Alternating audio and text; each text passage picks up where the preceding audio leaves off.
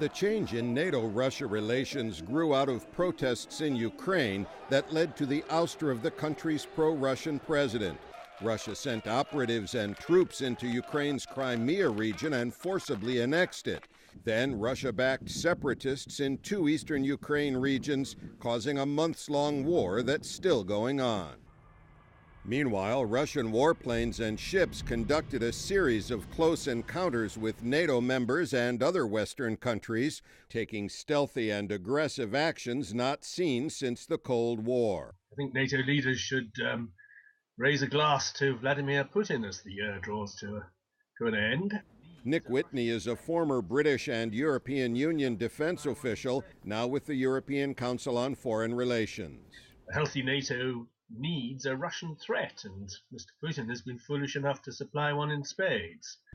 Whitney says the Russian president's actions have galvanized NATO, inspiring a series of steps. They include more exercises like this one in western Ukraine, the stationing of more troops in Poland and the Baltic states, a reaffirmation that NATO will defend all its members, and the creation of a new rapid reaction force. At London's Royal United Services Institute, Malcolm Chalmers says President Putin wanted to roll back gains made by NATO since 1990, but his actions have had the opposite effect.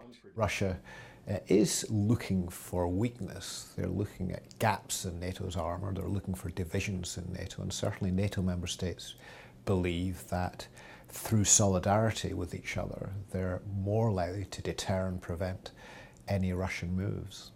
Significantly, Chalmers says President Putin has alienated his former best friend in Western Europe, German Chancellor Angela Merkel. Chancellor Merkel, throughout this crisis, has gone further than any other Western leader to try and find a diplomatic way through. Merkel was looking for some sort of compromise, and Putin simply hasn't, so far at least, been prepared to settle.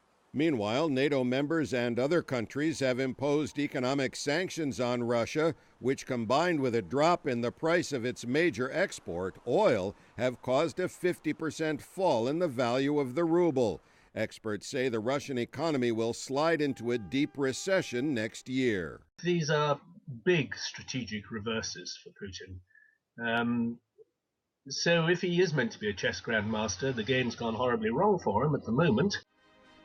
That doesn't mean President Putin will back down. Indeed, some experts say the problems could make him more hostile. But late in the year, U.S. Secretary of State John Kerry said Russia's position on eastern Ukraine was beginning to change. He said Russia had made constructive moves that could open the path to resolving the conflict and easing tensions. Pessin, VOA News, London.